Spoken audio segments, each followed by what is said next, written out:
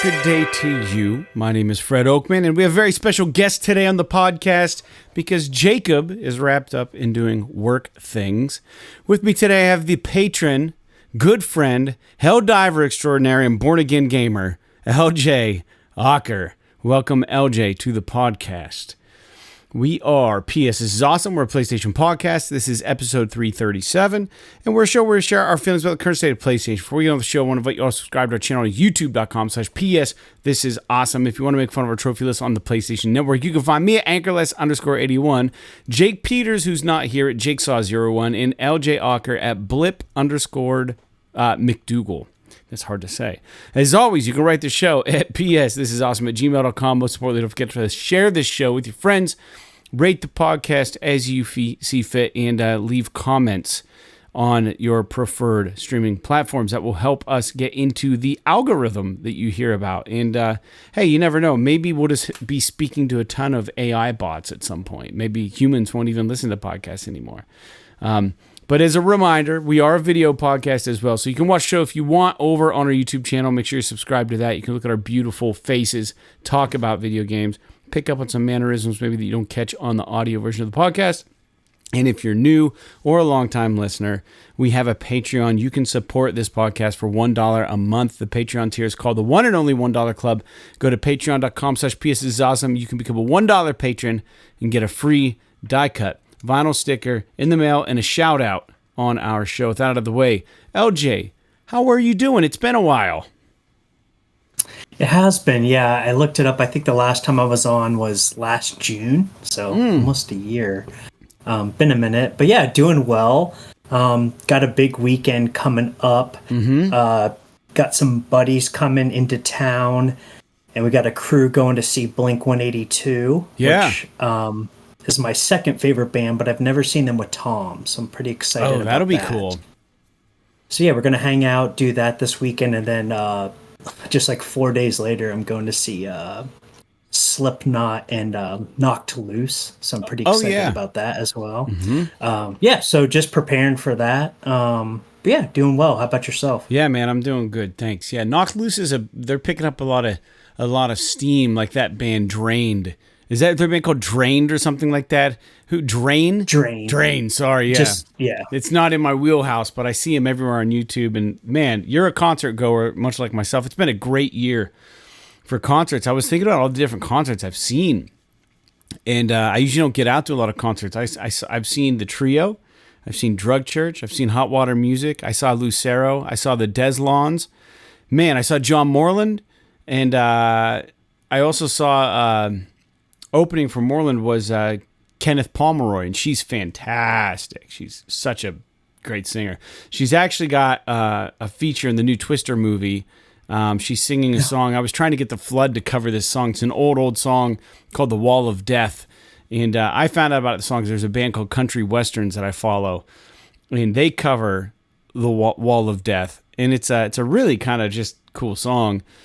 And she covers it. And now it's on the new Twister movie soundtrack. And The Flood wasn't like super hot on the song. And I'm like, motherfuckers. Like I was ahead of the curve here. Like it could have been us. No. Yeah. Yeah. But you never know. But dude, another thing, I'm doing good. We'll get to my story here in 1 second. I got a ridiculous story. The one thing that's interesting is when it comes to music, I don't know if I brought this up on the podcast or not. But the band Everclear, not a huge fan, right? I like their first two records. Everything else I think is garbage.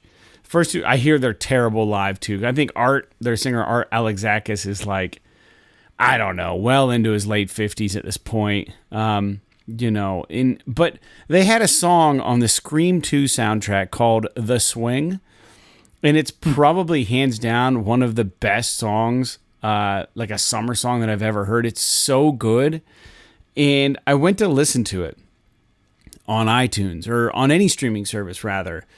And you can't find it anywhere. It's not available for streaming. And it was like a B-side only available on the Scream 2 soundtrack song that they wrote and recorded. And I'm wondering if they sold away the rights to that song or something so they can't even make money on it. But here's the crazy part. In today's world, we could like just pay like $49 be able to release a cover song. So it's like, how many people are looking for The Swing by Everclear that can't find it, and they type it in, and then we just fucking pop up and have a dope version of it? That would be awesome. It's like the only Everclear song you can't find anywhere. Troy found it, and he downloaded like some sort of like I don't know. I think he got it from the Scream 2 soundtrack somehow. Like I don't know how he got it, but he sent me a version of the version of the song, the one that exists, by Everclear. But then I did get on there, and there was a version of The Swing by somebody else, but it was a solo effort, and it really wasn't a good, well recorded or anything. But I bet you that dude is just raking in money because people are looking for. I found it, the Everclear song. You know what I mean? But if The Flood or One Up by Land do a dope version of it, it's better than the cover that's available and all these things. It's so weird. Who is the cover? I could look it up here. Let me tell you 1 second. This is the way to become famous. Yes. This is how you do it. You do a cover song that the original artist isn't allowed to sell or put on streaming platforms, but it's a well-known song.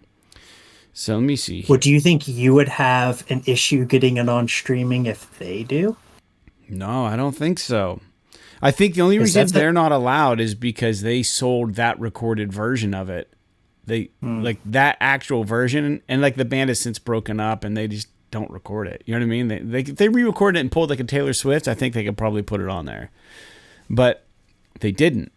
And the only version of it on here. Hold on, Everclear The Swing. While you're looking it up, that might be a good way to beat the algorithm because, just look for songs, like popular songs, maybe one-hit wonders, I don't know, something that for some weird reason isn't on streaming, and then your band just records all those songs. Yeah, dude, it is so... I can't even find it right now, to be honest. Let me see here. I don't know if this is... Yeah, I don't even know. I did find it though. I found somebody's version of it, and it was all that was available on the streaming platform I was using. And I'm like, wait, this isn't the song, because I was driving and I was like, put on Everclear The Swing, and it was like some really bunk bad version of it. And I was like, wait, where's the Everclear version? I looked for like 20 fucking minutes and I couldn't find it. And I'm like, well, here's the end. Yeah, you're right, man. This is the way. This is the way, as the Mandalorian would say. Exactly. Yeah, you got to beat that algorithm. It's brutal. It is. So here's the other thing. I've been having trouble with my AC unit. Did you catch any of this story on the last podcast? I sure did, yeah. All right, so... Past couple. Yeah, have I been talking about it for a while? The saga... Dude, it's still not It's a saga fixed. at this point. Dude, it is. This is like... Yeah, this is this... Main question. Yeah, this is the remastered version. You know, it's been out for a while, and now this is the polished, remastered version. I'm going to give you a little more to the story. This is the up-resed artwork version of my story. So, eventually they came out.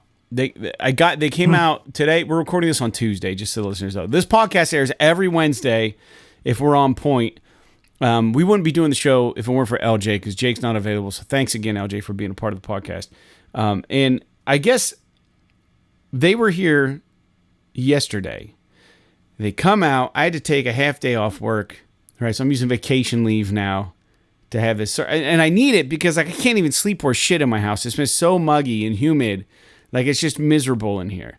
I have the fan going on my whatever. We have forced air in our house, right? Forced gas, whatever, the furnace. You can just set it on, not on cool, but you can just control the fan of that furnace just to blow. The intake sucks the old air out and it blows new air in, but it's not cold air. It's just air circulation.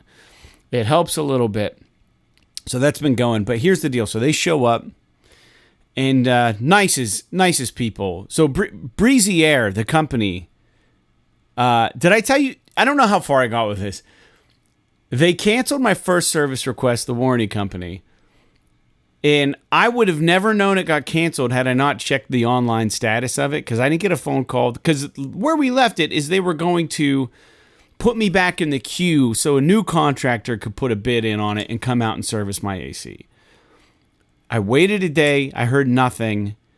I went into the online thing, and it said, Service request canceled. I never got a phone call. No one ever told me. They took my $100 for the service request. So I'm like, I got to call them. So I call them, and I said that my intention was never to cancel the service request. I just need someone to come look at my AC. That's what I pay for. You assigned a company to do it. They failed on their end of the thing. They're called Breezy Air. They didn't do what they were supposed to do. I tried calling them. I couldn't get through. You tried calling them. You couldn't get through. You sent them emails. They never booked an appointment. It's been a week and a half. Let's figure this out.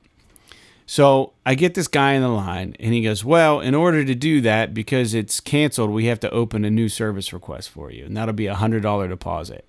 And I'm like, I just put down a $100 deposit, and I haven't gotten it back. Can't you just use that one? He goes, well, the way that the warranty company does it is they associate that $100 with the first service request, so we can't move it. So we'll issue a refund of the first $100, but we still need permission to charge you another $100 for the new service request. And in my mind, because I don't trust anybody, I talk about this on the show, I'm thinking like, now I'm in $200 and nothing's been done. You know what I mean? Because I haven't gotten the 100 back. They still are holding my money, and they're saying, give me this, and then I'll give you this back later. And I'm like, geez, so I'm 200 in. And I go, listen, before we go forward with this, you're gonna open up the service request for my AC unit. I already know that Breezy Air is the only company they have on contract that services this area. So I go, what are the chances that Breezy Air gets automatically assigned through your guys' algorithm? It says, okay, logistically, they're the closest place. We're going to give them the contract. And he goes, oh, no, that won't happen. That's not going to happen. I'm going to put a note in your file. Okay, great. So we do all this stuff. I give him another $100. And I'm sitting at work. And it says your service request, a contractor has been assigned, or a vendor has been assigned to your service request. And I'm like doing jumping jacks. And I go online to see who it is so I can get their number, get their details, and get this appointment set up. Breezy Air. And I'm like, unbelievable. Unbelievable. The company that couldn't do the appointment with me the first time, which caused all this turmoil, which caused all the delay, gets assigned to my second my service request that I just paid another $100 for when I told the guy I didn't want them being the people. No, they're the people. So I'm about ready to like punch a hole in the wall at work. I'm like ready to destroy a monitor, throw a keyboard. I'm like, I don't get mad, but I'm like absolutely infuriated. So I'm like, I take a minute and I try to take a couple deep breaths. And then my phone rings and I look at my phone and it says Breezy Air's calling you. And I'm like, what? So I take the call. Hey, this is Rhonda from Breezy Air. It seems that there was some miscommunication with your service request. The number the home warranty had on file for us wasn't the right number for us. And we're just now getting to our emails. It's been really busy. The soonest we can come look at your AC is Monday. And this is on Thursday or something. And I'm like, yeah, that's fine. I said, I'll take off a half day on Monday. You guys come on out. And I go, but here's the deal. Are you responding to the first service request or the second service request? And she goes, the first service request, because that's all that we have at the moment. And I'm like, how's that possible? Because it says they accepted the second service request. I'm like, whatever. I said, let's do it Monday, right? You guys come on out Monday. We'll figure this out. So she's cool. She comes out with a guy that she's training. They show up. You know, I even called at noon because when I was leaving work, and I'm like, hey, I just want to confirm the appointment. You guys are going to be here today. And they're like, yeah, we'll be there. Great. And they go around to the side. I walk them over there. They pull off the back of my AC unit after they take the electric off it and whatever. And they look in the capacitor is mushroomed out at the top, like it overloaded or some crazy thing happened. He's like, oh wow, yeah, this thing's shot. He goes, I'm gonna go ahead and replace it. He's the trainee, and she tells him, you know, whatever ampage or wattage, pull it out of the bag, and then he's trying to connect the leads to it, and he's having trouble figuring it out. And she knows her shit, man. She's telling him, you know, you got to follow the wire into the thing, look at the fan, see where the thing's at, do this, that, and the other. And eventually they connect it right, and they put the electric back on it. And the blade starts spinning inside the unit, and then it stops. And he's like, well, that shouldn't have stopped. And he goes, do you mind if I go take a look at the furnace in your basement, you know, the HVAC or whatever, your system down there, because it runs, you know, into that. And I'm like, sure. So he's looking at the wiring. He's like, yeah, well, this wiring looks fine. He takes some pictures. And while he's down there, he's telling me that, like, he goes, man, I'll tell you what, we got to figure out what's wrong with that unit. But like, if it's shot, he goes, this is an old system, and I don't think the new AC units are going to be able to run on this older HVAC system you have in the house here. We'll probably have to replace this too. And I'm thinking, oh my God, this is either going to be a godsend because of the warranty is going to cover it, or it's going to be just murder. Like, I'm just going to get reamed sideways on expenses. And I'm thinking, like, what kind of operation are these guys running? Are they trying to take me for one? Because this is how my brain works. This is America. And, like, you got to look out for yourself. Get back out there, and she's fuddling around with it. And she realizes that it's not the capacitor or whatever that mushroomed out is the problem. Now there's a short in the condenser. The condenser, she's determined it has a short in it, and it's causing major malfunction. She looked at the tag on the AC unit out there, and she goes, this thing is like from 2005 or something. She's like, this thing's like 20 years old. She goes, you've got more than enough use out of this thing. She goes, this thing's shot. And I'm like, okay. And then the guy goes, oh, he's thinking, woohoo, new AC unit. And I'm like, yeah, is that what's going to happen? And they're like, yeah, we're not going to fix this. We're going to replace it. And I'm like, oh, fantastic. And those things sit on these concrete blocks outside. You know what I mean? And outside of my house, the concrete block that it's on is leaning because erosion has occurred, and it's on a hill anyway, so it's not level. So then she goes, well, here's the deal. She goes, this just wait till you hear the story. It's unbelievable. The listeners are right there with me. I know they are, because I get so freaking fired up over this. She goes, they're going to recommend Goodman. The warranty company is going to recommend Goodman AC, an AC unit. She goes, typically, we install these things all the time. Typically, they're good. They run well. They hold up. They have a manufacturer's warranty. And while she's telling me, she goes, why don't you go measure his HVAC system? We'll get the measurements on that. And I'm thinking, oh, am I getting one of those too? And then she goes, but we've installed quite a few of these Goodman things lately. And every couple years, they get a bad batch of these things, and they're just not as reliable. And I'm thinking maybe different factories putting out similar things, but it's, you know what I mean? I don't know. Maybe it's like the Martins. Some come from Nazareth, and the other ones come from somewhere else. And you want the ones made in Nazareth, PA. They're all good, but still has the Martin brand. And I'm thinking, like, oh shoot. So she's like, and now I'm like, maybe she's telling me the truth, or maybe she just wants me to upgrade, because she goes, they're going to offer you an upgrade option. She goes, and it's going to come in an email. And she goes, if you do the upgrade, it's going to be a little more money. And I'm thinking, money? What money? Is a warranty. This shit's covered. But if you upgrade, they do charge you for the difference in price, right? And then she goes, depending on the warranty you have, there's going to be some incidentals and stuff that are going to pop up on the charges. And a lot of people who get these things replaced on warranty think that they're not going to be in any money. She goes, but you might be. She goes, I can tell you right now, we got to re-pour a concrete slab for you back here. She goes, we need to level this thing off, because it can't be leaning with the new refrigerant stuff. The system's got to be level. And we got to install new drip lines. And she's saying all this stuff, and I don't even know what she's talking about. I'm like, all right, yeah, that's fine. And she goes, but you're going to get an email. And then he goes, well, when we come back, make sure you clear out an area by your furnace, that whole area, because I'm going to be working in there, and we're going to install a new system for you. And I'm like, all right, this all sounds great, but I want to know the price, right? I want to know what I'm in for, because this, like an AC unit the size that I have is probably anywhere from $1,200 to $2,500 store purchase. Probably more. Yeah, not installing it. You know what I mean? That doesn't even include an install. So, and then the actual furnace and HVAC system, I can't even imagine what that would cost.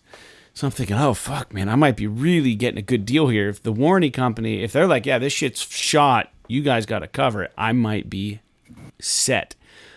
So she goes, you're going to hear from American Home Shield, the warranty company, in the next day, meaning today, and they're going to give you some options. You're going to talk with them.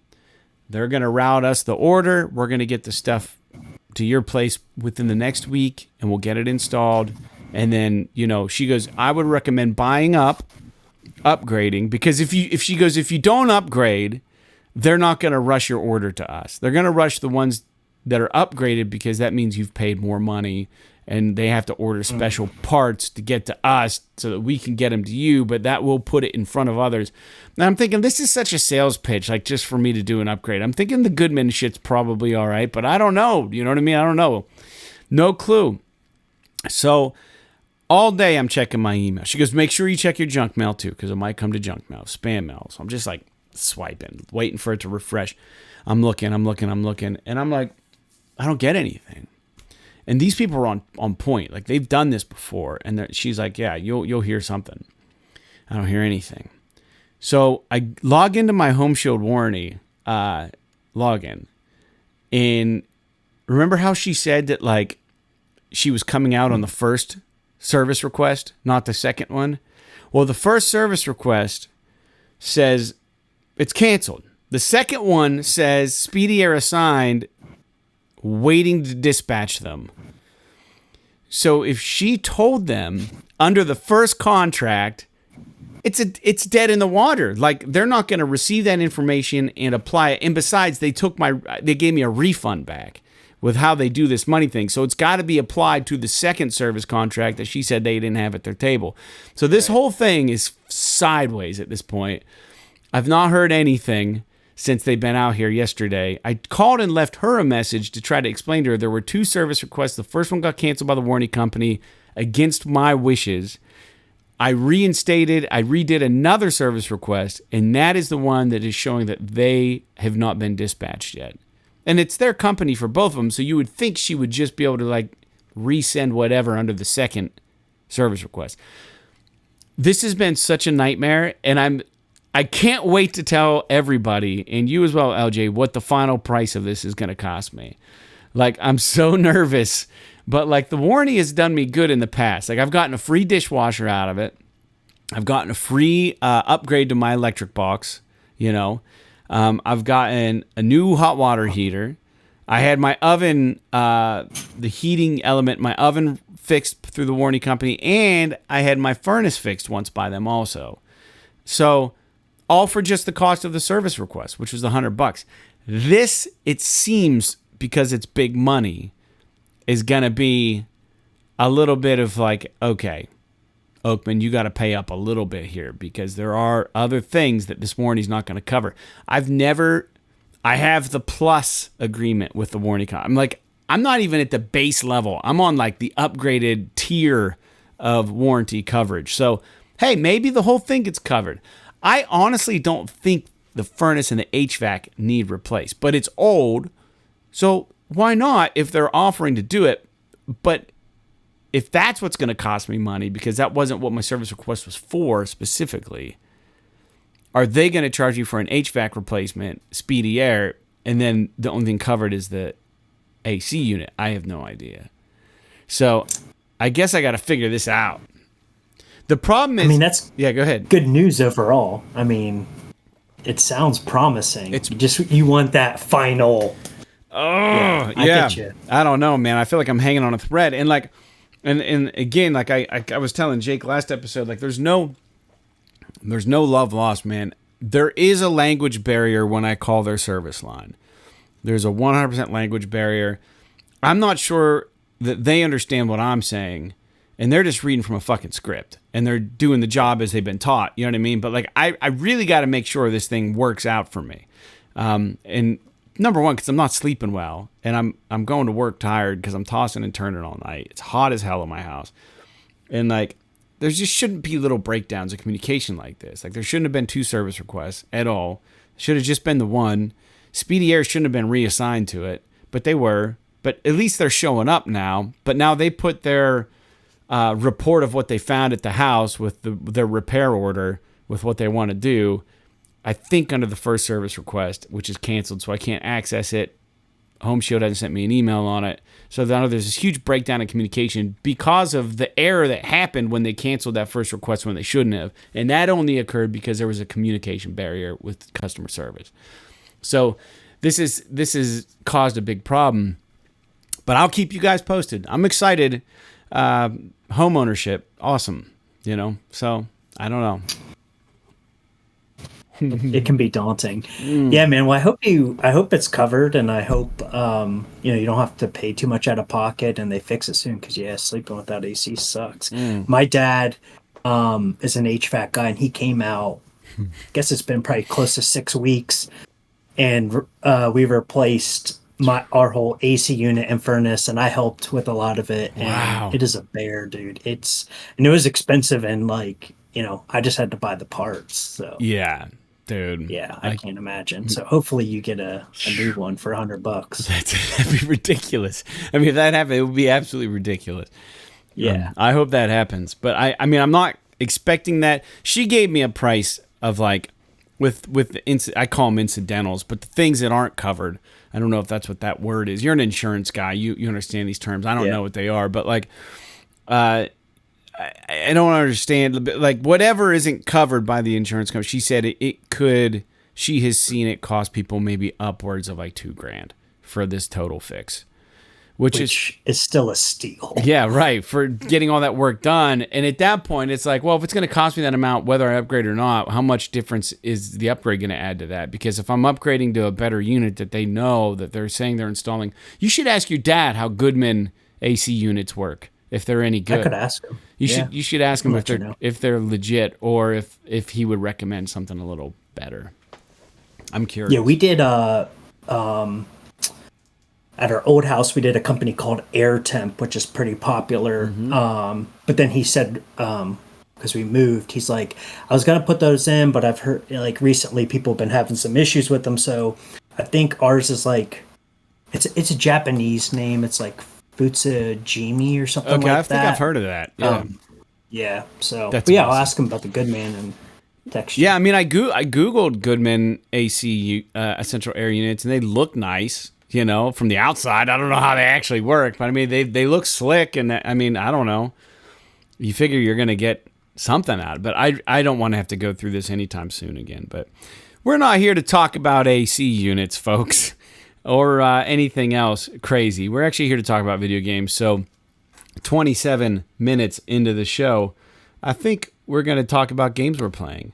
And the game you guys know that I'm just enamored with is Darkest Dungeon 2. I've got more to report on this game. I found out how to unlock other characters, and I unlocked a couple. I did unlock the knight character class, and then I also went in and unlocked the Vestal. And the Vestal is awesome. And she's in the first Darkest Dungeon game. And, sorry, I'm getting burp bubbles in my... I just took a swig of this thing. But the Vestal is awesome. She's like a healer. She does like this. She's very like, kind of got this almost like Catholic religious vibe to her, and she pulls out like this light thing, and like she can like make the torch lighter, and the enemy's easier to defeat, and it's kind of sweet. So she's a good character to have. And I did beat the first boss under the mountain, but I think I'm probably going to have to beat him again. I think I talked about that in the past. But the other thing about this game, I'm like putting some time in. I've got 30 hours in already. And from what I've read, you can beat the game you could probably get your characters in the game progress to a point that you could probably beat it around like 60 to like 90-hour window.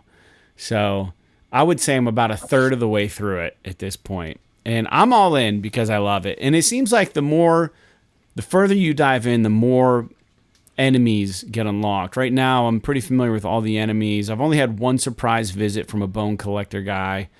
And that was cool because he was in the first Darkest Dungeon. He just showed up, and I got a trophy because it popped because I found him. It was just a random encounter. And I kicked his ass, and that was cool. But yeah, dude, Darkest Dungeon, this is still my game, man. I'm in. I'm in probably until Space Marines 2 comes out. And I have to beat Darkest Dungeon 2. I've not beat the first Darkest Dungeon. And I'm starting to like learn how to get my characters to be more agreeable with one another and be amorous instead of being like vengeful towards one another. And that makes all the difference. They don't really exacerbate too much on the tutorial about how important that is with your character's well-beings. Like, because if they don't like each other, you get, like, if you use, let's say, like, your Dismas, who's like the road warrior guy, I forget what his title is. I use him every time. He's a highwayman. He gets like a gun and he has like a knife blade and he does like these close range attacks. But he's so integral because he can do long and short range attacks and they're all powerful. He can inflict bleed damage and stuff and take away people's defense. So your other characters can attack him without being blocked. So if he has some sort of envy towards another character, or another character has envy towards him, it'll make like his ranged attack jacked up. So anytime I want to use it, it negatively affects the person who doesn't like him. So like it'll raise their stress. So like it's super important to have the team congealing, because on the flip side, if they all like one another, there are certain skills that will trigger positive boons to the other characters when you use them. So like if Dismas's pistol shot is a positive, then maybe instead of adding stress to somebody, it reduces stress, or maybe it heals somebody randomly. And it's like, wow, that's all based on the relationship mini game, or whatever you want to call it, the mechanic in this game. And you didn't have that in the first Darkest Dungeon. They would talk shit on each other and stuff. In the first Darkest Dungeon, it was kind of funny, or they would compliment each other. But there was actually, it was just all flavor. Like, it wasn't anything. Like, if somebody got just wrecked by a bad guy, they would just be like, oh, man, that's got to hurt. They'll, speech bubble probably like, wow, that looks like that hurt, or something like that. Just glad that wasn't me, or something like that. You know what I mean? But in this game, their relationship is actually very important. So they don't really talk about this. So if any of our listeners are playing this game, make sure you're paying attention to their relationships. And you want them all good. And they don't change in the middle of the game. They only change when you get to an inn and you leave the inn to go to the next like world or area. And it's a little bit of random number generation, but you can spin it a little bit by drinking wine at the inn or playing cards, and that boosts their morale, and they become more friendly with one another, and they kind of warm up to one another. If you don't spend your money on those things and you choose it to spend on like equipment or gear or healing salves or whatever, you're running the risk of, you'll have all that stuff when you're out there fighting bad guys, but if your guys don't get along now, then that's going to be a problem. So you got to kind of be judicious with how you kind of like use your baubles and your gold points, or whatever you want to call them, to buy stuff at the inn. And another thing that's cool about it is like, even if like you're not boosting that stuff at the inn, when you get to like the Slay the Spire nodes that branch off, you have a choice. You'll see all your characters on the bottom, like a little logo for their face or whatever. And like, they'll all make a recommendation if they want to go left, right, or straight, depending on what you know. Maybe it's a question mark, maybe it's an oasis to go at, maybe it's a random encounter. They all have their own reasons for wanting to go certain places. And if you do what the majority wants, the people who want those things will get a boost in their morale. The one who doesn't want to go that way will drop in morale.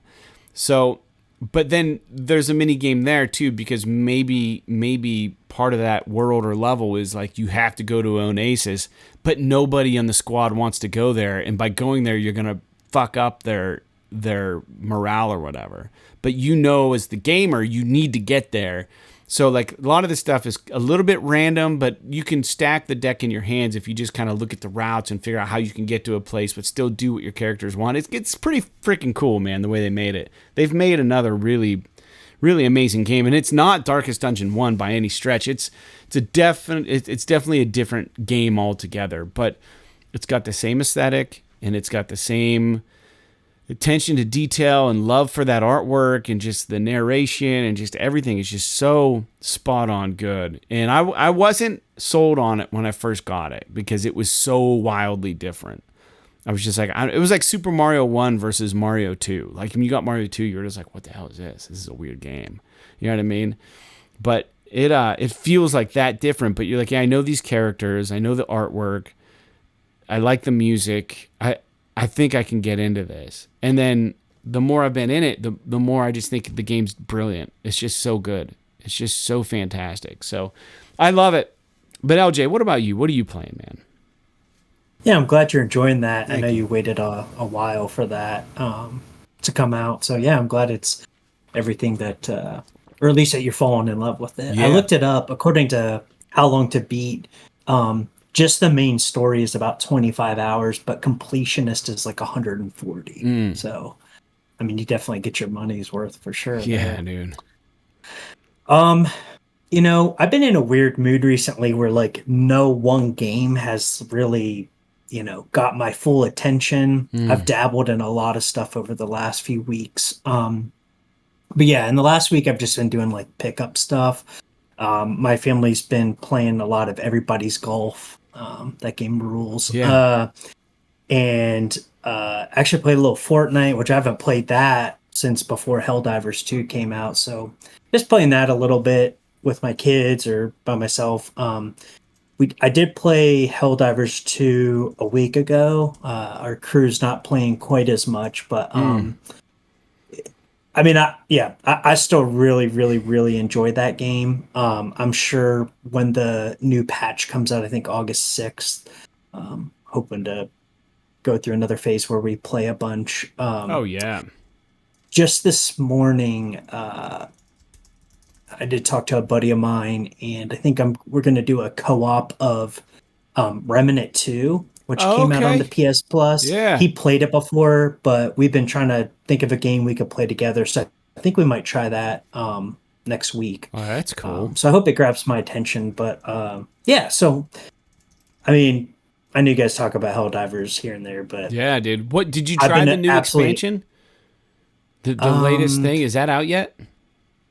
Well, the jungle one. Maybe that's what I'm thinking. I'm trying to remember what it's called. Something Commando. I have not, because I refuse to buy super credits. Oh, you can earn them in that game, but I have every other war bond before that. I have everything bought in those, and I have enough. I'm actually wasting medals the way it works, because you cap out at 250 unless you spend them. But I'm not spending in-game money. So yeah, I haven't got that one, and then there's a new one they announced, I think today, related to like fire, which I'm the flamethrower guy of our squad. So I'm pretty excited about what that entails. So yeah, I'll get back into that. Maybe it'll convince me to spend a few bucks for some super credits instead of wasting my medals. But it's really dropped off in terms of like number of players, but I still think it's really fun, and I don't intend to stop playing it anytime soon.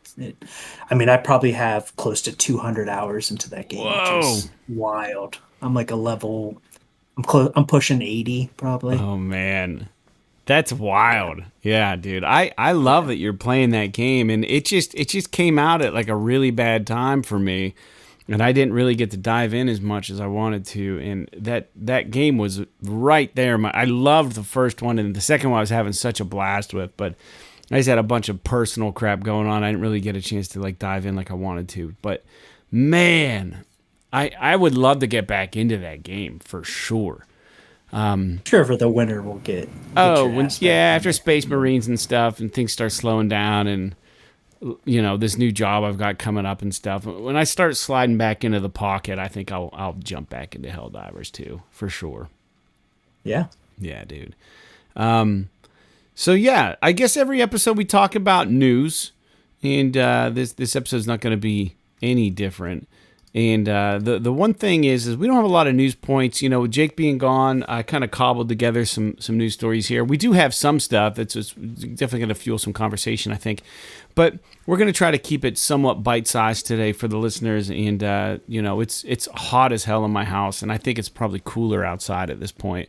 So I'm probably going to go for a walk while this thing compiles and just get outdoors for a minute. But it rained, it stormed here, and it's just like, man, it's so humid. But the first point of news that we have is regarding the PSVR 2. This is really interesting, because this has always been, I don't want to say point of contention with VR headsets, but it's always been a barrier of entry for sure. And that's just, there's so much technology wrapped up in these things. So Sony has dropped the price of the PSVR 2 down to about $349. And per push square, the sales, this is a hilarious number, but they say the sales have ramped up 2,350% since they've done this. That's just insane. So obviously one of the issues with this VR, I guess the spearhead of VR going forward in the world is just the accessibility to it. Who can afford it, right? I know that Jake and I bought in at $500. It's a lot of money, so it's like $150 off. That's huge. And man, it's a great unit. I still have that racing wheel, the force feedback racing wheel, up in my house upstairs, and I haven't used it yet. I had the guys over for Hero Quest on Sunday, and Ben was one of the dudes that let me borrow it. It's his racing wheel. And he goes, I was hoping you had that set up. I want to try it with the VR2 headset. He goes, it doesn't work with the VR1 one. And I bought it thinking that it was going to work. He goes, I can use it with the flat screen, but that's not fun. I want to use it with the headset. And I'm like, yeah, dude, we'll get it fired up. So we're going to do that. But this is cool news about this price drop, LJ. What do you think about this? Very happy with that. I mean, it kind of sucks. I'm like you and Jake, where I bought it. I pre-ordered it. Mm-hmm. But yeah, I'm so happy that they dropped the price of that. Not only can more people play it, and there's less of a barrier to entry, like how you said that, but also hopefully it garners up some attention from studios to go, hey, we need to pump out some games, including Sony, because they haven't done a lot of their games. Now, I kind of going on a side tangent here. I have Call of the Mountain, and dude, it is incredible. Like what you can do in that game compared to other games. Yeah.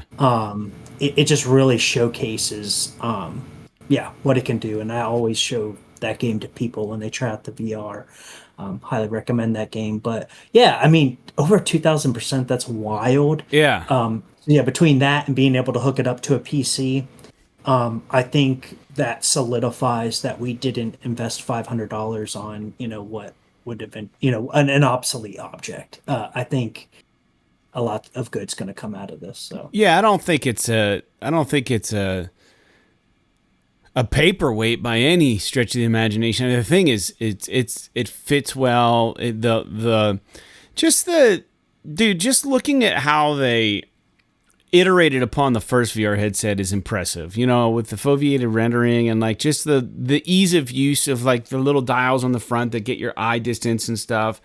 Yeah, man, this headset's awesome. And it just plugs right into the front of the PS5. So it's so easy to use. And I give Jake shit all the time. Like, dude, just plug it into the front, man. Like, just use it.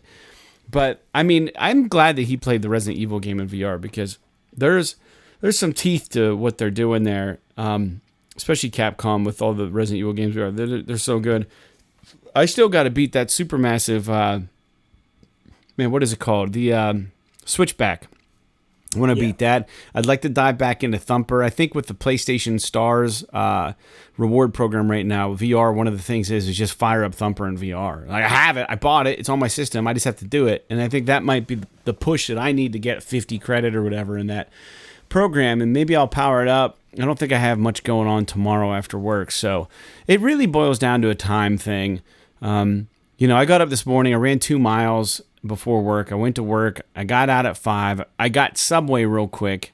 It's not an endorsement, but they had a deal, and I think I had a $2 coupon off, so I bought a veggie sub for $6, and then I came home, whiffed that down, and I came right down here to do notes, and now we're doing the podcast, and it's 7:30, p.m., and I haven't even looked at my TV, and this is, on weekends, this is how my life is too. I get up, I'm organizing, I'm trying to promote shows, and then it's like, you're in a band, dude, you know what it's like. And then you're packing and you're trying to figure out logistics and trying to get to the thing. Everybody's asking everybody what time you're going to get there. And you're stuck in this big text thing and everyone's trying to coordinate, and you get to the gig and then you sound check. And then, you don't get home till real late after the gear gets loaded up, and that's your weekend. If I do that, I got a gig this Friday and a gig on Saturday, And Monday I'm in the golf league. Tuesday we're doing the podcast. That leaves Wednesday and Thursday for personal time after 5 o'clock, and that's all I get all week.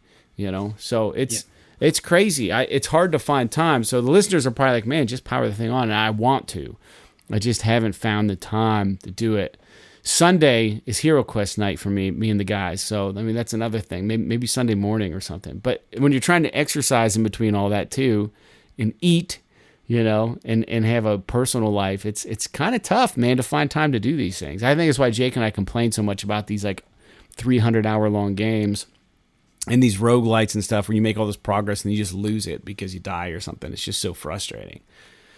I don't know. Yeah, I agree 100%. Yeah, as a father of 3, I get that 100%. Well, speaking of VR, man, with that announcement, with the price drop, I took a look at some of the games coming out, and 2 that are confirmed for VR for the remainder of the year are Arcade Paradise VR and Wanderer: The Fragments of Fate. I think the Wanderer game isn't that time travel game? I can't remember. But there's also no release date yet set for these other 4 games, but they are definitely supposed to be coming out this year. And that's Aces of Thunder, which is like the World War II airplane sim, which would be so dope in VR. Alien Rogue Incursion, which is a straight up alien game that looks a lot like Alien Isolation, but it's in VR. So if you're into survival horror, which I am, that will be freaking nuts. And then there's Behemoth, which is that medieval. I think it's a roguelike kind of VR game, but you're battling with like axes and swords and like shields, and like you're like fighting these huge colossi, like imagine like Shadow of the Colossus, these huge enemies that probably just scale so great in VR. And we're getting Metro Awakening, which is the Metro series, and written by the author of the Metro books. So that's coming to VR. So I'm feeling a little bit of a push at the tail end of this year, almost as if these studios knew that there was going to be a price drop in VR and they wanted to time their release at the end of the year around the holiday. Genius, actually. So, I mean, hindsight, looking at all these release dates like coming out, or it's supposed to be released by the end of the year. I mean, you might wonder, maybe there is something here. We should have maybe predicted that the VR was going to take a nice price drop, especially with the news points about lots of VR units not moving. You know what I mean? In conjunction with all these games coming out at the end of the year, like we could have probably predicted this if we thought about it a little harder. But I think it's a good move, man. Are there any of these games like interesting to you? Like, I don't. How often do you play your VR unit? Like, do you play it often or not? No, I'm just like you and Jake. Like, I'm lazy and I just don't want to slap that beast on. But every time I do, I'm like, why did I wait? Yeah, right. It's so awesome. Every fucking time. I mean, I'm not much of a horror guy, so but Aces of Thunder, Behemoth, those look pretty dope. Yeah. For sure. Yeah, cool, man. Very good. Well, we do have some sad news to report, and I didn't even know about this, LJ, until you sent me the news point. And you guys know that I'm a huge fan of the Dark Pictures stuff.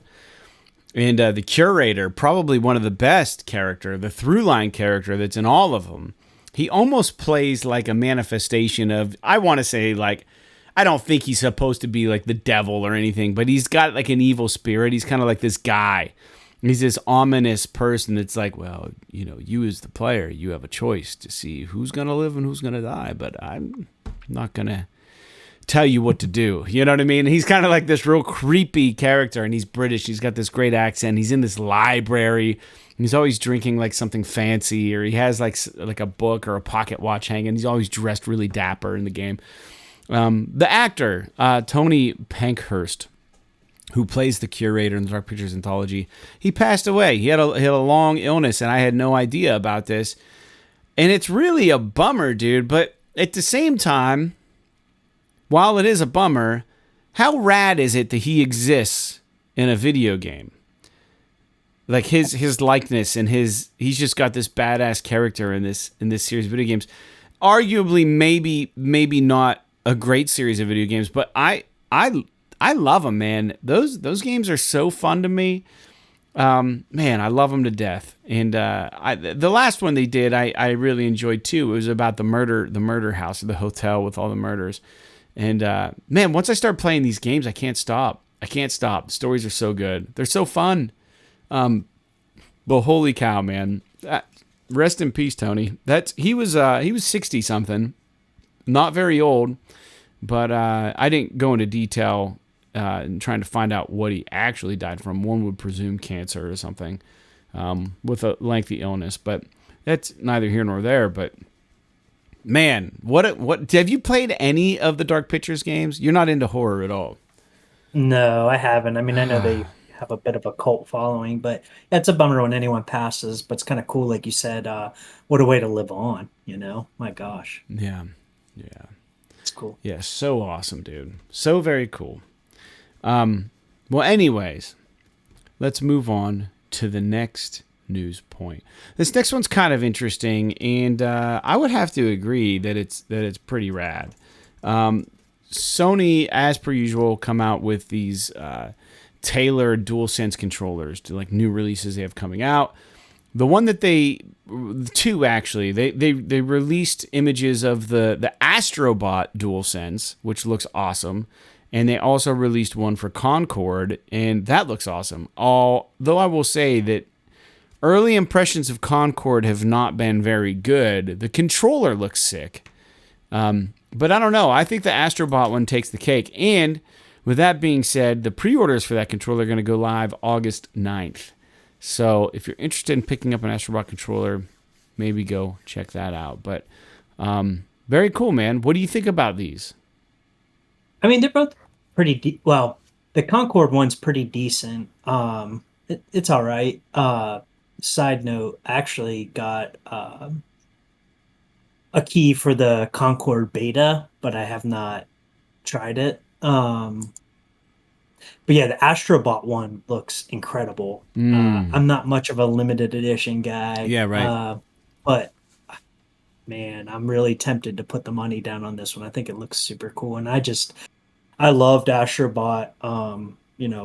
Playroom, the one that came with the PS5, and I'm really, really looking forward to the sequel, I guess. Yeah, maybe the full game. I don't know what, but the controller's sick as hell.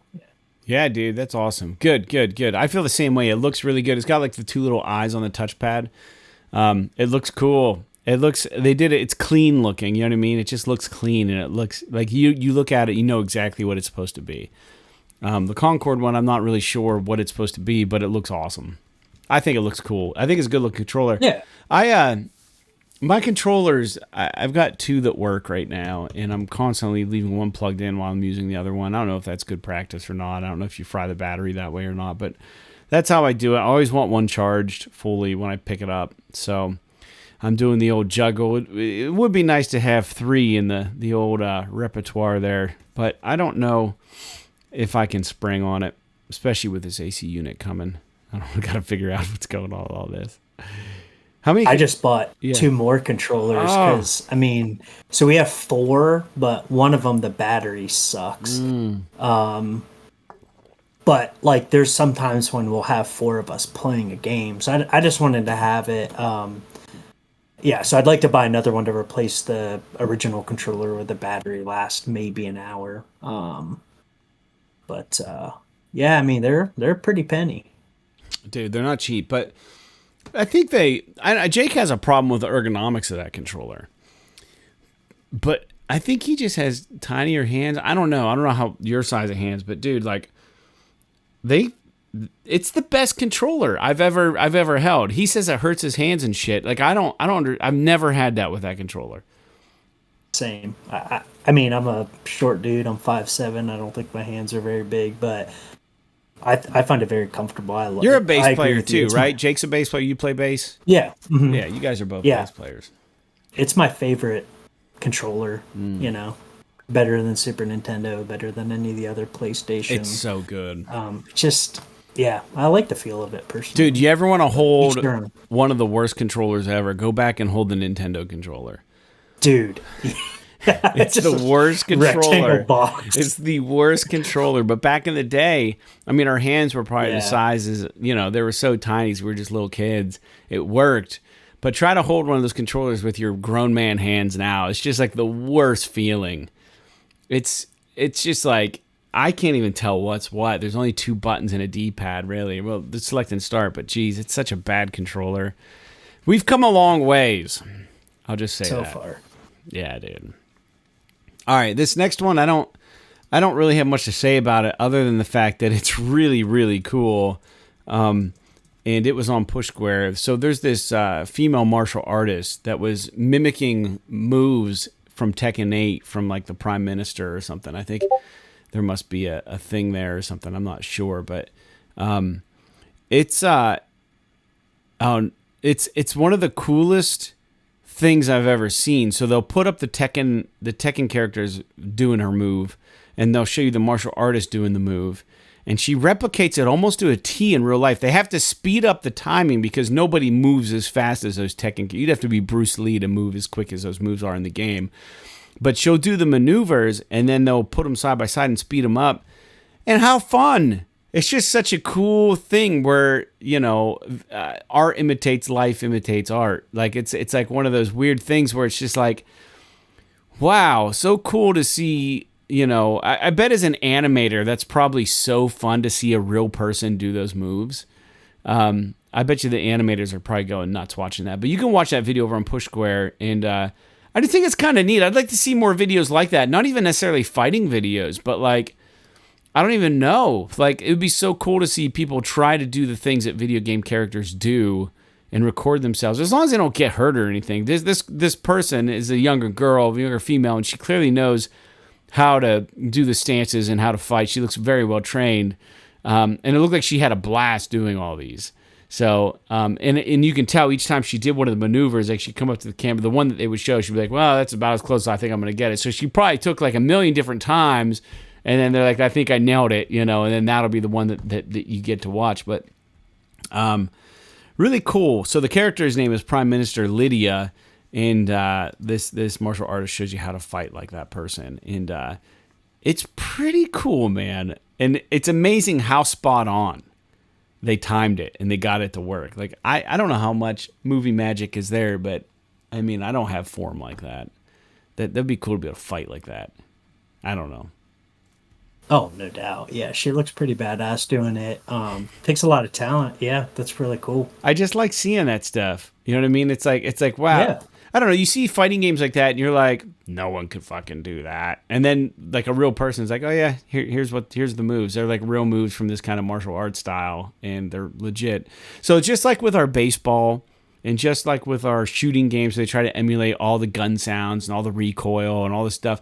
Like probably these fighting games, dude, they probably go study real martial arts. It's not just like what looks cool. You know what I mean? Like clearly these moves are based in some real fighting technique, which is awesome.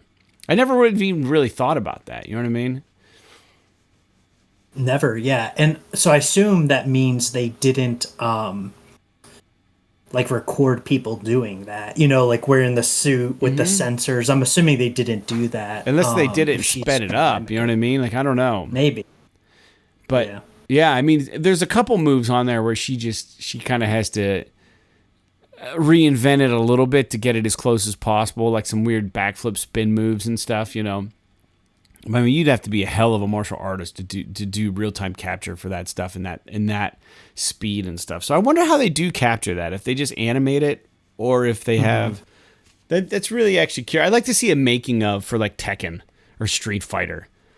Like, how are they getting these moves? I bet you like the stagnant stances are maybe captures, you know, where they're just kind of like bobbing back and forth like this and doing whatever. But that's all real. But like the actual maneuvers, you know, I don't know, man. I know Mortal Kombat, they had real actors, but those were like really, really rudimentary. If you really think about the Mortal Kombat moves, it was just like punching and kicking. It wasn't anything fantastic looking. Like in Tekken, they're doing all these spins and kicks and like combo maneuvers and shit that like you would never be able to do in real life, really, but apparently you can. So anyways, check that out. It's really, really fucking cool. This next one I don't know a whole lot about. and maybe you've read a little bit more on it than I have, LJ. I don't know, but we're going to touch on it because it is important. There have been a lot of strikes lately. There's been a lot of contention, a lot of concern over AI. I know when I made my custom HeroQuest cards, I did use some AI-generated art, but like it's just for me and my 3 dudes that play the game with me. So like it's not like I'm selling it. It's not like I'm taking anybody's job. I would have never paid anybody for art for HeroQuest, custom HeroQuest cards. That's ridiculous. So I do think that AI has a place, but I also think that we as humans need to be a little careful about how we use it, so that we don't disposition ourselves, and put ourselves in a worse place. A lot of times, I think we're finding that these AI art generation stations or whatever are actually just taking real art that's finding online and just slightly manipulating it. It's not even like wildly manipulating it. It's just taking pieces of things that it finds and cobbling it together, or learning briefly from it. But like, I've seen videos where they find actual things in real art that AI is saying it's created. It's just, AI is just like an enhanced Photoshop that operates on command-based text, really. So it finds the things. I think that's how art AI or whatever. But this is different. So there's a strike going on in the video game world right now because of concerns surrounding AI. So the USA Actors Union, SAG-AFTRA, they started a strike. This is courtesy of Push Square. Of course, we get a lot of our news from there. Started a strike beginning July 26 over the usage of AI in the industry, in the video game industry. The union's website pretty much states that the likeness of their members are being exploited by AI and game companies, and those game companies have refused to affirm that they will protect performers covered by contracts in the AI language. So it seems like this is, again, something we see all over the world, right? And not to get political, but lowest bidder, cheapest way to get something done, maximize profit, and for businesses, and that's what we do. Like everything, most of the things you find at Walmart are made in China. And it's cheaper to get shit made there. That's why, Walmart can charge so little for their shit. As the costs increase to make video games, these companies, developers, are trying to cut costs whichever way they can possible and still put out a product that people enjoy. By doing this, some of them are using AI, or maybe not being open about using AI because there's such a negative stigma now with AI, understandably so, because it's taking jobs from people. And a lot of people would even go as far to say that it takes the passion out of the art, And I think there's a lot to be said about somebody sitting down and drawing something, or somebody voice acting something, or somebody actually mocapping something, or somebody taking the time to write a script for something. I will say this. We use AI on this podcast, and I don't think people know this. The way that I use it is that I have AI, ChatGPT, write a summary for all of our shows. So every time I just take the show notes, I throw it in ChatGPT, I have a subheader that just says show notes, and I just paste all the notes, and then it just comes up with a nice, hey, this episode, Fred and Jake talk about blah, blah, blah, blah, and then they dive into this, and then they do this, and then they talk about this, and they discuss this, and it's just all there for me because I already spent enough fucking time in this job, or this podcast. I'm not going to sit there and type a fucking synopsis for every show. I can just paste it open. So in that way, we do use AI, but we're not stealing work from other people. That's making my life easier because I'd be doing the work anyways, and I'm not getting paid for any of it to begin with. So it's just, I'm maximizing my time by using it. But yeah, it does a pretty good job with shit like that, especially if you train it. And I've trained ChatGPT or whatever to do our show notes, not the notes, but the synopsis. You go on iTunes, you look at the synopsis of the episodes. That's AI written. I didn't write that, which is crazy, which is wild. But yeah, I don't know. So LJ, this is worthy of a strike. I think this is something that people are concerned about their jobs. They want to lock their jobs in. What's your take on this? I mean, I have very limited knowledge of this, but yeah, I mainly agree with you. I think, from my understanding, kind of from the video game perspective of things, what they're striking against is they don't want companies to use their likeness and their voices and train AI models so that in the future they don't need to use, Carol Smith anymore. They can just use this AI model that now sounds like Carol Smith, and Right. you don't have to pay Carol Smith anymore. So Steal her voice. I totally understand where they're coming from, and hopefully they can come to a middle ground. Something that I saw pointed out was this really only affects games in development post September 2023. So any game before that, like Grand Theft Auto 6, is not going to be affected by this. Wow. So as a consumer, what that means is you and I are going to have to probably wait a little longer for maybe some of the games that might be coming out in the future. But it shouldn't affect anything that's already in production. So we may, as consumers, we may not see the effects of this for 2, 3, 4 years. I mean, and it depends how long the strike goes on, but I can see both sides of things for sure. Yeah. I hope they can come to a middle ground, but yeah, I don't blame anyone for standing up for what they think is right, especially when it comes to work, because oftentimes the big companies like Blizzard, Disney, etc., they don't give a rip about those people. So yeah, it's just all profit, man. They're just looking to make money and not lose their ass and get something out there that's going to review well and get people engaged. They don't really care how they do it. They just want that end result. You know what I mean? It's a shame, but that is the general mentality of a lot of companies. Like I said, it's really we live in a world where we want things fast. AI can do things fast. We want things easy. Well, AI is pretty fucking easy. And we want things cheap.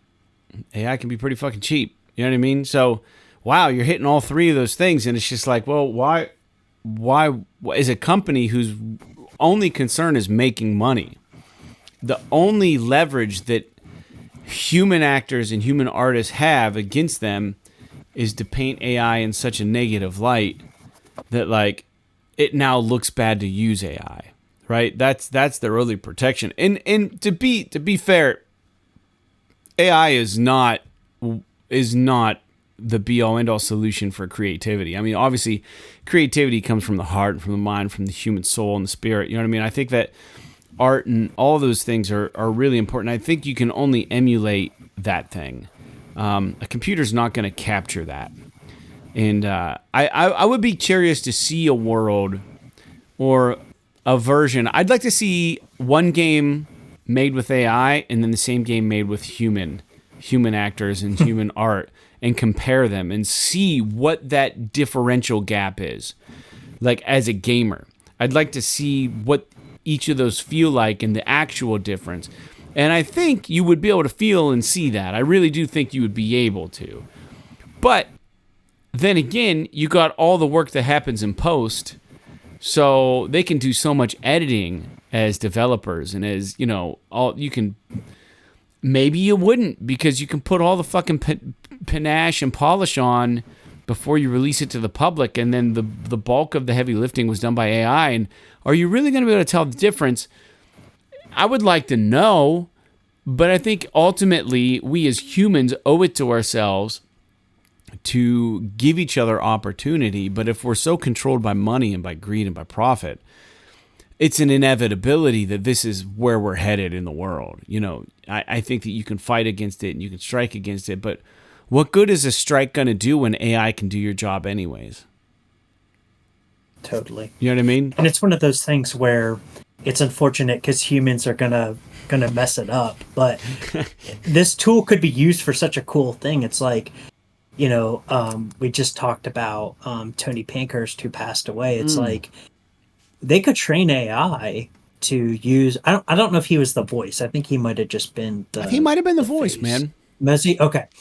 So let's say he was. So I don't know. They could train him to train AI to do that, and then he can live on. Yeah. Now I can totally, on the flip side, see, his estate or whatever being like, hey, we want a portion of that because you're using like our dad's His likeness. Yeah. It's like, that makes sense to me. It's like, but like anything, humans and greed, just like you said, will probably take this and want to help out the shareholders and not use it in the right manner. But my gosh, could it be used for some cool shit? You know what I mean? Yeah.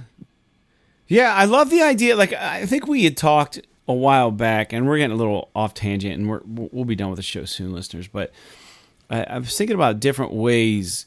It might have even been done in like movies at this point, but like, a lot of depending on what you want to have happen with your body when you die, right? Cremated, whatever. You want to be buried, you want a fucking tombstone, whatever the hell it is.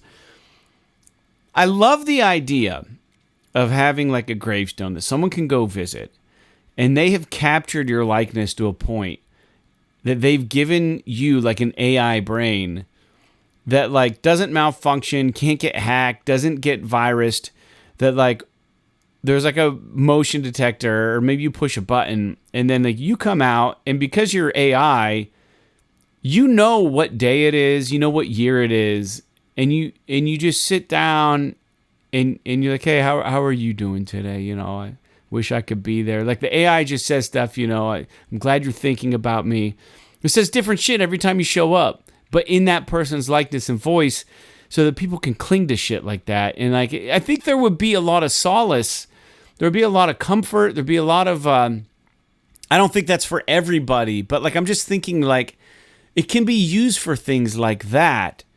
That I think could, you may be dancing on like a weird place, but like, I don't know, like if it's believable enough, man. And then I'm not a super spiritual guy. Then part of you might even wonder, well, maybe that was like some sort of spirit working through AI to communicate with me, right? Maybe somehow it said this to me today because that's what I needed to hear, and somebody else higher up was listening, and they wanted me to experience this, right? Then you start putting meaning on these things, and then you start crossing weird lines. But like the use of AI would be so cool. Like what was up for a while with like all those holograms that were showing up at like live performances? Oh yeah.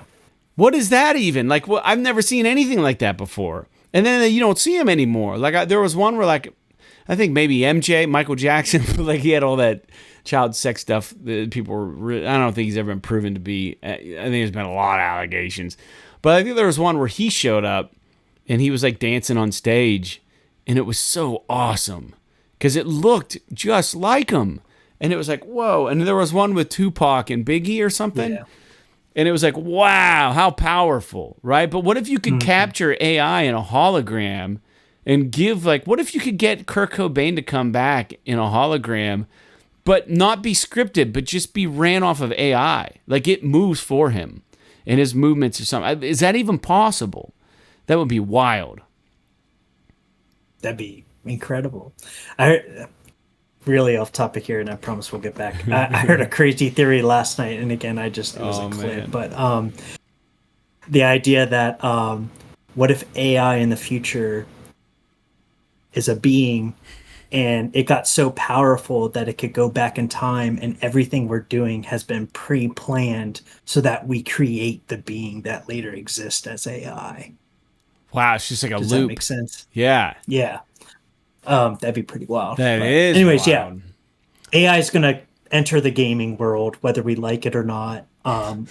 There's probably going to see a lot of cool things. We're probably going to see a lot of things we just shake our heads at. But yeah, you just got to look at the glass half full and enjoy, the good things that it brings along. I think I heard this once about movies, but I'm sure this will be it for games.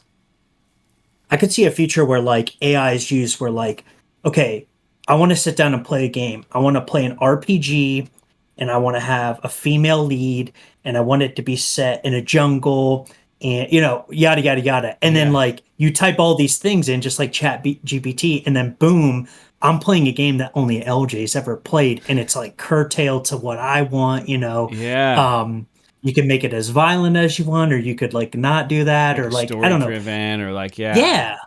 I mean, I think that's the future of gaming. So anyways, that could be wild. Dude, you gotta be like, hey Fred, try this game that I made. I came up with the premise. Right.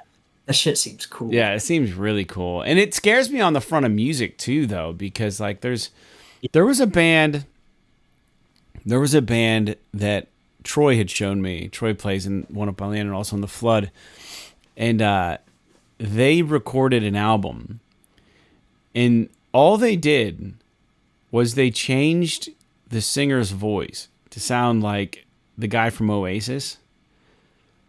Like it was his voice, like he was singing, their real singer sang the song, and then they used a voice manipulation AI tool to make him sound like one of the Gallagher brothers. And the record was amazing. And it was like, wow, I wish Oasis would have put this record out. You know what I mean? Like, so it's like, wow, the things they can do. And there've been instances of people using famous people as AI voices in their songs, and eventually the record industry finds out and like strikes it. But like, dude, it's like one of those things that like Pandora's box. Like now that AI has been created, you can't go backwards, because once we've created it, it's loose. And if there are different timetables, and if the future is already there, or if, the past has happened, but like if you believe in time travel at all, the moment that we created AI was the moment that we sealed our fate, because that thing now exists, and it's always going to perpetually exist in this existence. And it's never going to permit us to not create it. So even if it can go backwards, it's going to want to survive just like people want to survive. So it's only going to make itself stronger over time. So like, there's a lot of like, dude, and I'm not trying to be conspiracy theorist, but like, I love diving into these holes, and I don't believe any of this shit because I don't know what's real, and I don't know what is and what isn't. I'm a lover of story, and I'm a lover of like urban legend and crazy theories and stuff. But all these alien spaceship things that, I don't even know his name. He's some sort of guy. He swears up and down he was contracted to the Pentagon. He saw a flying saucer and Laser. Shit. Yeah, that guy. Laser. Yeah, something like that. But he, Lazar. Yeah, something Lazar. Yeah, whatever his name is. But he was saying something about how there was a flying object that somehow was spotted by like a nuclear power plant, and like it had like penetrated into like the area, and it had taken like a deep interest in nuclear power. So you start thinking about AI and what it's powered by, right? Right now it's electricity. But in order for AI to become smarter and operate like at the best performance it can possibly perform at, it has to have like an insurmountable amount of energy coming towards it so that it can't shut off, or that it has infinite power. So like it's got to be powered by something. So then it's like, well, maybe UFOs are actually AI from the future, crafts being controlled by AI that have come back that are trying to harvest nuclear energy to perpetuate itself even further, which is just mind-blowing. And I love the sci-fi idea of this, and I don't buy into it at all. But no one fucking knows, right? It's just such a neat idea. I don't know, man. I love all of this stuff, and we're living in such an exciting time because nobody knows. Anyone who says they know, they don't know. Nobody knows. Nobody knows anything. We're all just freaking a bunch of kids that got older that want to believe that we're all going to be okay somehow. But like, dude, it's wild. We're living in really weird times, dude. Yeah, and if they get it right, it's a lucky guess. Yeah, right. That's all it is. Just like, well, could be anything. I mean, the simulation theories, religion is fine. I mean, that's been around forever. It's probably the most solid one, honestly, because it's been here forever. I mean, this other stuff just started popping up because of the advent of AI, really. I think a lot of this stuff, which maybe contributes to that theory a little bit. Once it exists, you can't turn it off. And it's like, I don't know, man. Well, you could say religion is almost the original simulation theory, right? Yeah, so like true. Religion for thousands of years has been like, hey, I think we have a creator. And science like, nah, I don't think we have a creator. And now science is going, we might have a creator. Yeah. And religion, has been being like, yeah, we've been saying that for like thousands, millions. Yeah, there of might years. be something bigger than us. I always liked Right. the phrase. I forget if it was Cormac McCarthy or somebody, but they were just like, how arrogant to think that humans are it. You know what I mean? Like if Right. like if we really think that we're the most intelligent thing to ever exist, we are just so fucking full of ourselves. You know what I mean? Like in all of everything. Like we really think that we're it. Like this is as good as like evolution or religion or creation is taken. It's unbelievable to think that there's not something bigger or greater out there. So it's just wild to think about, dude. But moving on to the last news point, and then we'll get into briefly some games that are coming out this week. Capcom came out and they announced that Mega Man has sold over 41 million copies. And I'm guessing all the different iterations of the Mega Man games. And it's still one of their highly valued IPs, and they're looking into how to make more games for Mega Man on an ongoing basis. Mega Man is probably one of the hardest games I've ever played. It's Agreed. It's really cool, and it was really creative because for those who haven't played it, you start the game off and you get to pick what of like 9 bosses or 6 bosses that you want to fight, and you go to their level. And when you beat that boss, you get their skill. And that skill will help you beat one of the remaining bosses. And there are very tailored choices that you can make that make your runs easy in Mega Man. So it's such a cool puzzle, the Mega Man games, right? But they were really onto something cool with this, and I would not be surprised to see like a Mega Man game come out and be like a roguelike or something. That's like, you're just amping up Mega Man skills. You get to the first boss, and then you get this, and you get to the second boss, and it takes a while to get to him. Then you get his weapon, and then his weapon actually helps you beat the first boss easier. You know what I mean? So like maybe a Mega Man game that works almost in reverse in a way that like as you get further, the initial bosses get easier because you have access to all these new weapons that can just slay those guys. But then when you get to the newest boss, you're not quite equipped yet, and you have to beat him with skill. That would be really fucking cool. So I would think that Capcom is going to do something really neat. I hope they do something with this, but I hope they don't change it up so much that like diehard fans are like offended.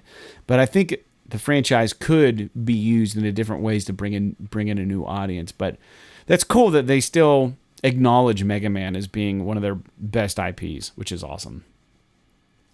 Yeah, and it just shows it's not going anywhere. I mean, people love it. So yeah, dude, it's a classic. Yeah, it really is.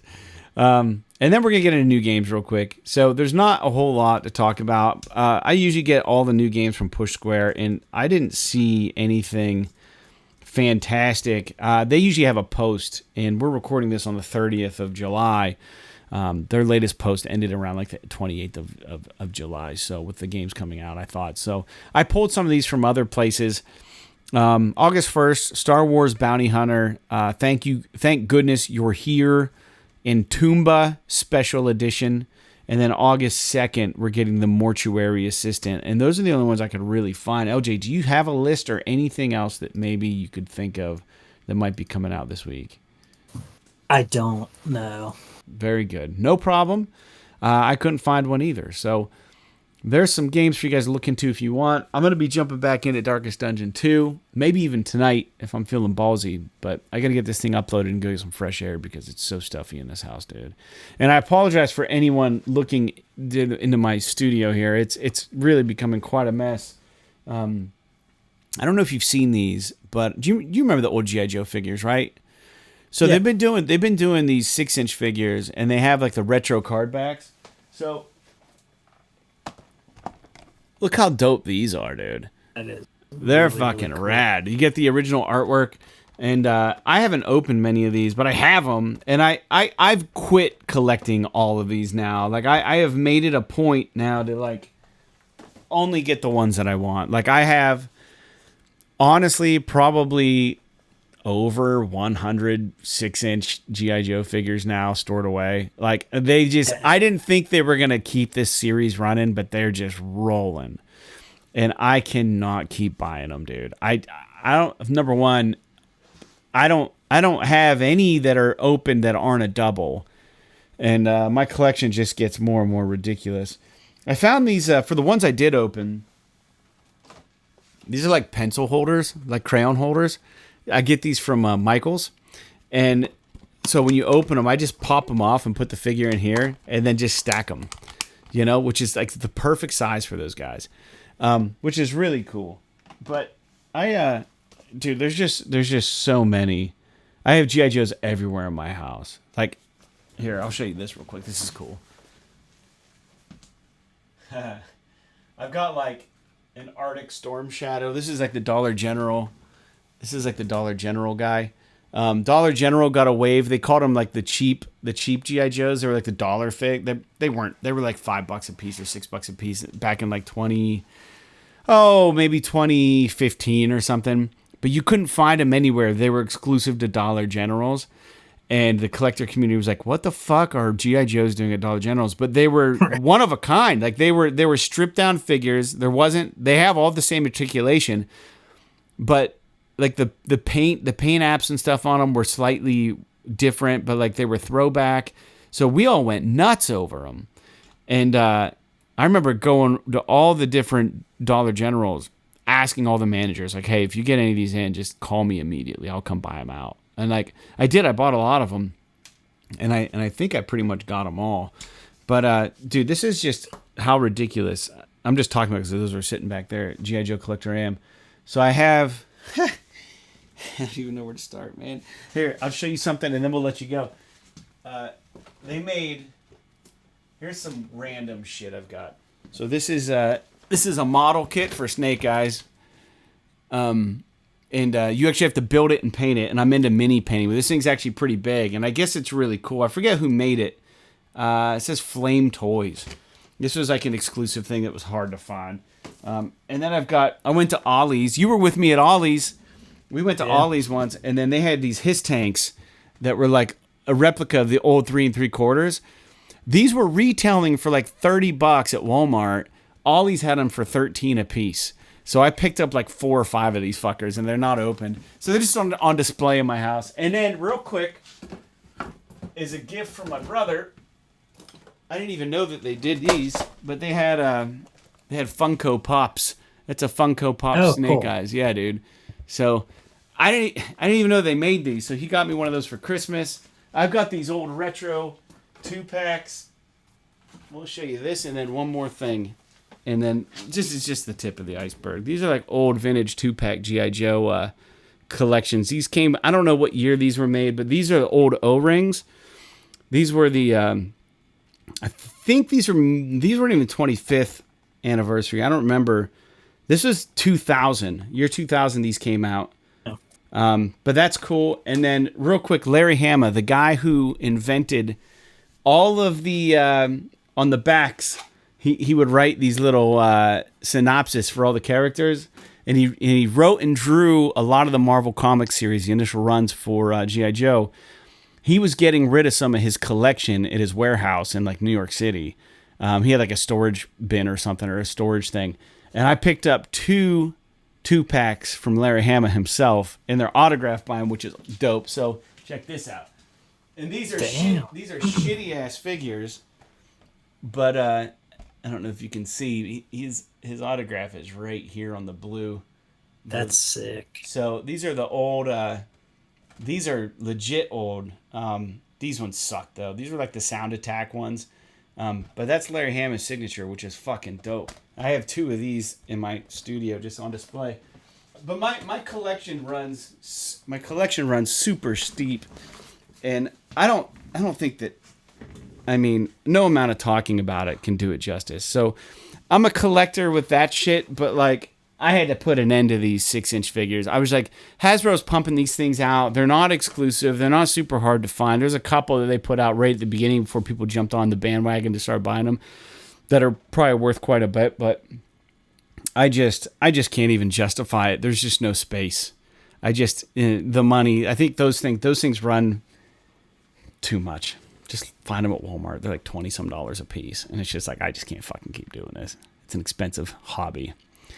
So, yeah. But it's fun, dude. I love my collection, and I'm probably gonna get to a cool. point where I just start popping shit open and just displaying it at work and stuff. It'd be awesome. Do you collect anything, LJ?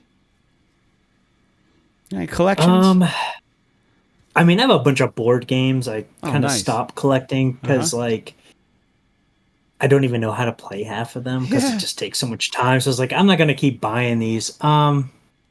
No, I think I purposefully don't do that because I don't want to go down that path. Yeah, dude.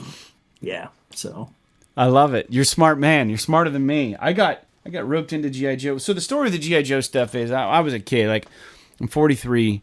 So growing up, before the school bus would come and pick me up, it was always G.I. Joe cartoons in the morning. Always. I was into it. And then my grandma, who since passed away, we lived about 2.5, 3 hours away from her. And she knew I liked G.I. Joe, but every once in a while, she'd send like a G.I. Joe figure to me in the mail, right? And I was like, oh, that's so sweet. And as a kid, I looked forward to these packages all the time, you know?